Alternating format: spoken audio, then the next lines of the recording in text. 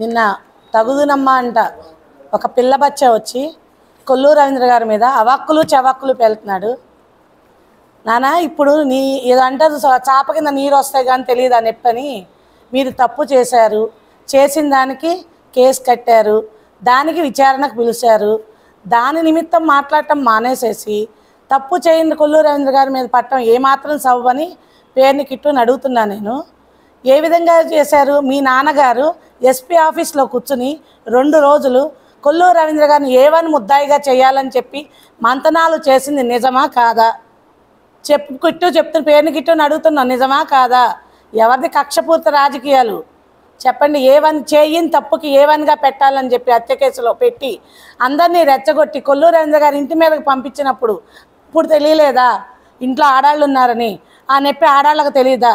నీ తల్లి దగ్గరికి వస్తే ఆడవాళ్ళని చెప్పి జాలు నా తల్లి ప్రేమ ఏంటో చూపిస్తా ముందని సవాలు ఇస్తున్నావు. అదే పని మేము చేయాల్స్తే కొల్లూరు రవీంద్ర గారు కూడా చేయాల్స్తే ఇప్పుడు నువ్వు నీ బాబు కూడా వెళ్ళి కటకటాల వెనకాల ఉండేవారు. కానీ కక్షపూర్వ రాజకీయాలు మాత్రం చేయరు. మీరు చేసిన తప్పుకి కేసు కడితే ఆ కేసు నిమిత్తం మీ తల్లిగారైన జయసుధ గారిని పిలిచి విచారించారు. దానికి కొల్లూరు రవీంద్ర గారికి సంబంధం ఏంటి? పోనీ ఇంకొక మాట అడుగుతున్నా, చెప్పండి. బియ్యం ఎందుకు పొక్కారు? తల్లి పేరు మీద ఉందే, నా భార్య పేరు మీద ఉందే అని చెప్పి మీరు సవ్యంగా ఎందుకు ఉండలేదు?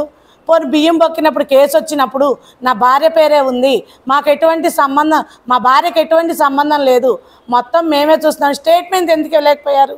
ఇచ్చి మీ తల్లిగారిని తప్పించవచ్చుగా. మీకు అంత ప్రేమ ఉన్నప్పుడు మీ తల్లిగారిని తప్పించవచ్చు కదా. మరి అప్పుడు ఎందుకు ఇవ్వలేదు?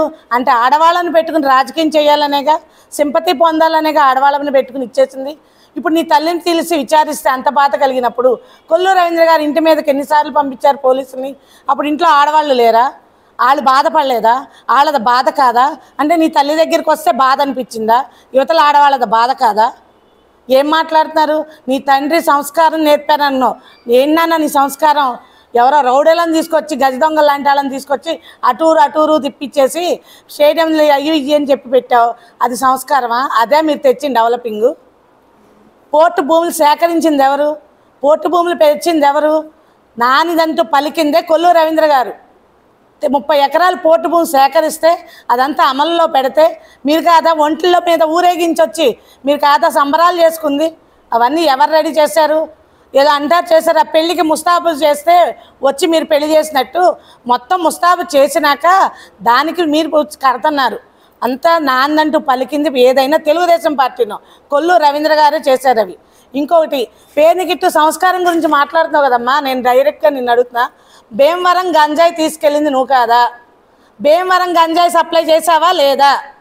ఎలక్షన్ టైంలో గంజాయి తాగుతూ హైవే పక్కన కారు ఆపి గంజాయి తాగుతూ నిన్ను పోలీసులు పట్టుకున్నారా లేదా? నేను అడుగుతున్నా, చెప్పు. ఇదేనా నీ సంస్కారం?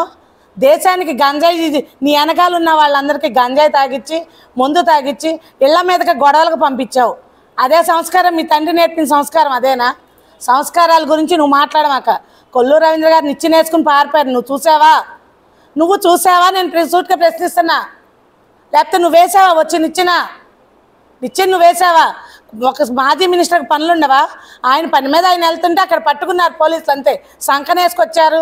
ఆయన్ని సంకనేసుకొస్తారో నిన్ను సంకనేసుకెళ్తారో చూద్దురు. కానీ కొత్తగా ప్రెస్ మీట్లు పెట్టే స్థాయికి ఎదిగినటువంటి ఒక పిల్ల బచ్చ, వయసు ఎంత అనేది కూడా ఆలోచన లేకుండా మరి సీనియర్లందరినీ పక్కన పెట్టుకుని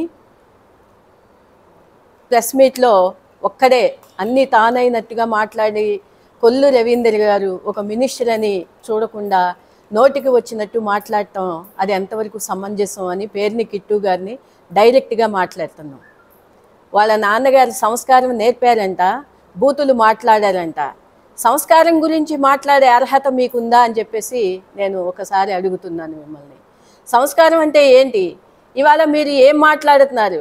అనవసరంగా ఒక రాజకీయంగా కావాలని కొల్లు రవీంద్ర గారి మీద మీరు అధికారంలో ఉన్నారని అధికార దర్పాన్ని ఉపయోగించి మరి పోలీసు పరంగా మరి వాళ్ళకి కంటి మీద నిద్ర లేకుండా అర్ధరాత్రి పడితే అపరాత్రి పడితే అనేది లేకుండా ఎప్పుడు పడితే అప్పుడు మరి కొల్లు రవీంద్ర గారి ఇంటి మీదకి పంపించి ఒక హత్య కేసు ఆయన మీద బనాయింపు చేసి మరి ఎందుకంటే ఆయన సాత్వికుడు కొల్లు రవీంద్ర గారు అంటే ప్రజలందరికీ కూడా తెలుసు.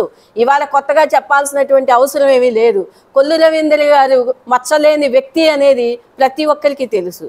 కాబట్టి ఏదో ఒక విధంగా ఆయన మీద అభాండాలు వేసి ఆయన్ని ఇరికించాలనేటటువంటి ఉద్దేశంతో హత్య కేసు పెట్టించి మరి అర్ధరాత్రి అపరాత్రి అనేది లేకుండా వారి భార్య కూడా భయభ్రాంతులకి గురి చేసి వాళ్ళ కుటుంబాల్లో ఉన్న వాళ్ళందరినీ కూడా భయభ్రాంతులకు గురి చేసినటువంటి వాళ్ళని మరి ఆ రోజున మరి మహిళలని నీ తల్లికి నొప్పి తగిలిందని చెప్పి బాధపడుతున్నావే, మరి వాళ్ళు తల్లి కాదా, ఒక భార్య కాదా, ఒక బిడ్డ కాదా, ఒక మాజీ మంత్రి భార్య కూతురు, ఒక మంత్రి భార్య, మరి అలాంటి వ్యక్తిని మరి ఆవిడ్ని ఎంత ఇబ్బందులు పెట్టారు మీరందరూ కూడా ఒక్కసారి ఆలోచించుకోవాలి.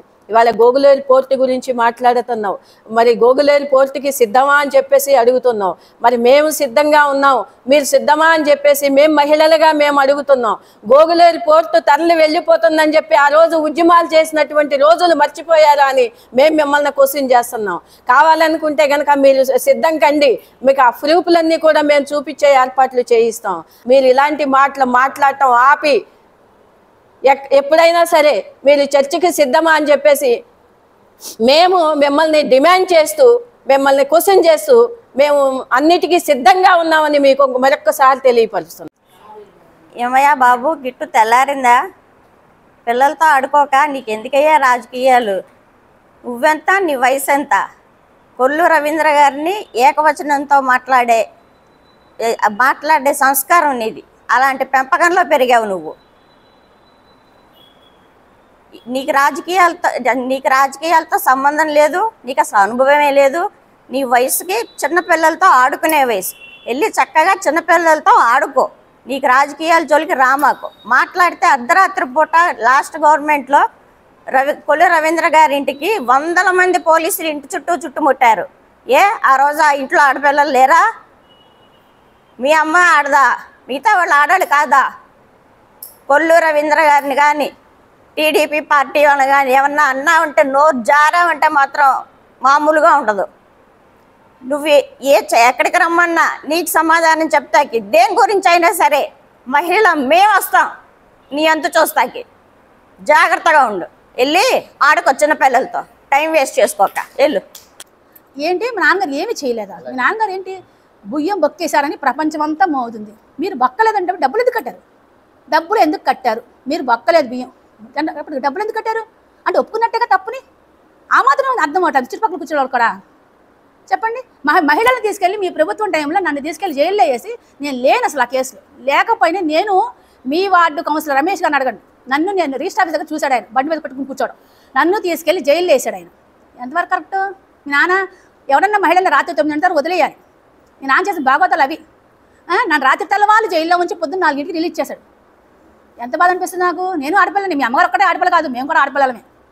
కొల్లు నీలిమ గారు ఆడపిల్ల కాదా? అనవసరంగా ఇళ్ల మీదకి తీసుకెళ్ళిపోయి మనుషుల్ని తిప్పేసేసేసి ఆ పోలీసులు పంపించి ఇళ్లలో చేస్తుంటే ఆవిడ ఆడపిల్లగా పాపం వికలాంగురాలు బాబు పెట్టుకుని కూర్చుంది ఆవిడ. ఆమెతో బాధపడి ఉంటుంది. మీ అమ్మ ఒక్కటే పతివ్రత బాధపడే వ్యక్తి. నేను అందరూ పిచ్చాడమా ఏంటి? చెప్పు, ఏం మాట్లాడతావా అసలు నువ్వు మాట విధానం? పేరుని కిట్టు, నువ్వెంత, నీ వయసు ఎంత? నువ్వు కొల్లు రవీంద్ర గారిని చాలా దారుణంగా విమర్శిస్తున్నావు. అంటే నీ తండ్రిని నువ్వు ఎంత గౌరవిస్తున్నావో దీన్ని బట్టే అర్థమవుతుంది. నీ తండ్రి ఎప్పుడు ఎలక్షన్లో పోటీ చేసే ముందు అన్ని దొంగ పట్టాలు ఇవ్వటం, అవేమో మళ్ళీ కోర్టులకు వెళ్తాం. గతంలో కూడా అలాగే చేశారు. మొన్నైతే అర్ధరాత్రి కూడా ఎంఆర్ఓ నాన్ని కూర్చోబెట్టి వాళ్ళ ఉద్యోగాలు ఊడేటట్టుగా చేసి దొంగ పట్టాలు సృష్టించేశారు. వాటి మీద సంతకాలు లేవు, ఏమీ లేవు. రాత్రికి రాత్రే సృష్టించేసి అలాంటి దొంగ పట్టాలు అన్నీ కూడా ఇచ్చారు. మరి అది కొల్లు రవీంద్ర గారు పట్టుకుని కూడా అడిగారు. మరి వాళ్ళు ఉద్యోగాలు పోగొట్టారు. మీరు మాత్రం నిమ్మకి నీరెత్తినట్టే ఉన్నారు. నువ్వు కొల్లు రవీంద్ర గారిని విమర్శించే అంత రాజకీయ అనుభవం నీకుందా? నువ్వు రాజకీయాల్లో కొత్తగా వచ్చావు. ఫస్ట్ రాజకీయాలు నేర్చుకో. ఎలా మాట్లాడాలి ఏంటి అనేది మాట్లాడు. సబ్జెక్ట్ మాట్లాడుతూ నేర్చుకో. ఫస్ట్ సబ్జెక్ట్ మాట్లాడకుండా నీ ఇష్టం వచ్చినట్టు చిన్న పెద్ద లేకుండా అలా మాట్లాడితే నువ్వు రాజకీయంలో ఎదగవు. నువ్వు ఎక్కడున్న గొంగలు అక్కడ వేసినట్టే ఉంటావు. బీచ్ ఫెస్టివల్ అంటే ఏమైంది? యువకులు అందరూ చిన్న పెద్ద అందరూ కూడా కలిసి ఎంజాయ్ చేసుకునే ఇది. ఏమో గుడివాడలో క్యాసినో ఆడించలా, గంజాయిలు అమ్మలా, జగన్ బ్రాండ్ భూములా ఏం తయారు చేయలేదు కదా తెలుగుదేశం ప్రభుత్వంలో. మీ వైసీపీ ప్రభుత్వంలో చరిత్రలో తిరగ రాసే విధంగా అది సృష్టించారు మీరు. అవి చెప్పండి ప్రజలందరికీ. అది హర్షిస్తారా? యువ కెరటాలు, పాండురంగ ఉత్సవాలు, మరి బీచ్ ఫెస్టివల్, మరి ఇవి హర్షిస్తారా? ప్రజల్లో పెడదాం, మీకు సమాధానం చెప్తారు. నువ్వు కొల్లు రవీంద్ర గారిని ఇంకోసారి కనుక పిచ్చిగా విమర్శిస్తే మాత్రం నీకు మర్యాద ఉండదు, తగిన బుద్ధి నేర్పుతామని చెప్పి నేను కృతజ్ఞతలు తెలియజేసుకుంటాను. ఒక పిల్ల కాకి కిట్టు ఏం మాట్లాడుతున్నాడో అర్థం కావట్లా. జాగ్రత్తగా మాట్లాడమను. ఒక మినిస్టర్ గారిని అనే అధికారం అతికి లేదు. 50 రోజులు జైల్లో పెట్టి నానా హింస పెట్టాడు కొల్లు రవీంద్ర గారిని పేరున్నాని. కానీ మేము అలా పెట్టలేదనా ఎదురు చూస్తున్నారు మీరు. మీకు కూడా అలా పెట్టాలని మీరు రెచ్చగొడుతున్నారా? మాకు ఉంది మానవత్వం ఏంటో మమ్మల్ని చూసి మీరు నేర్చుకోండి. అంతేగాని మీరు ఇష్టం వచ్చినట్టు పిల్లకాయకలాగా పిల్ల మాటలు మాట్లాడమాకండి. డ్రగ్స్ యవనస్తు పిల్లల్ని వెనకాల వేసుకుని, మగపిల్లల్ని వెనకాల వేసుకుని డ్రగ్స్ తాగుతూ పిల్లల్ని చెడగొట్టేసేసారు. పిల్లల తల్లులు గోలుమని ఏడిశారు. యవనస్తు పిల్లల తల్లులు ఎంత ఏడిశారు. పదవుంది కదా అని ఇష్టం వచ్చినట్టు పబ్బులకి అన్నిటికి తిరిగి పేరుని కిట్టు. ఇప్పుడు ఈ రోజున వాళ్ళ అమ్మని ఏదో అన్నారని నోటుకొచ్చినట్టు ఇష్టం వచ్చినట్టు మాట్లాడారు. ఆడవాళ్ళని ఈడ్చి రోడ్డుకి ఈడ్చేసారు. అప్పుడు మాట్లాడలేదే మరి? అంటే మీ అమ్మలాంటి వాళ్ళు కాదా ఆడవాళ్ళు? అంటే ఆడవాళ్ళు అంటే అందరూ ఒకటే. మీ అమ్మ ఏంటో కట్మ ఆడవాళ్ళు కూడా అందరూ ఒకటే. మీ అమ్మను పోల్చుకుని కట్మ ఆడవాళ్ళు కూడా ఒక తల్లిలాగానే చూడాలి. అంతేగాని పేరుని కిట్టు నీ ఇష్టం వచ్చినట్టు పిల్ల బచ్చిలాగా మాట్లాడే విధానం తీరు కాదు. నువ్వు జాగ్రత్తగా మాట్లాడి నేర్చుకోమని మేము చెప్తున్నాం.